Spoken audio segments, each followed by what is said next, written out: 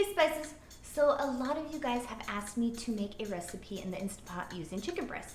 So in today's video we are going to make a delicious Italian dish called chicken puttanesca. It is easy to make and delicious. So let's go spice things up. So the first thing we are going to add to our pot are 2 cans of diced tomatoes, and these are 14.5 ounce containers. Now we are going to add 5 to 6 chicken breasts depending on the size, and just put them right in. Now we are going to add 1/4 cup of capers and a 1/2 cup of Kalamata olives.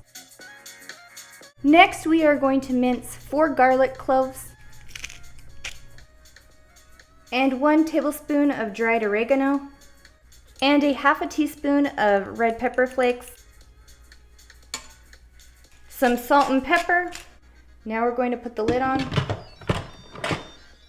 and turn it to sealing. Now we're going to turn on manual, and we want to cook it for 10 minutes, and then we're going to let it naturally release for 5 minutes.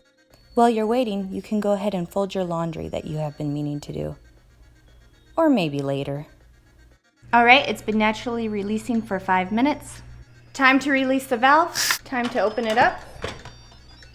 Give it a good stir. Don't forget to subscribe and like this video. And then you can serve your puttanesca with either some rice or noodles. Oh yeah, I forgot to tell you, if you want to make it really authentic, you'll want to add a couple anchovies to it. But since I don't like anchovies, I didn't do it. If you'd like to see more videos, click this link or this link. If you'd like to subscribe, click my face. And remember, I'm always here to help you make beautiful memories through food. Bye, and see you in the next video.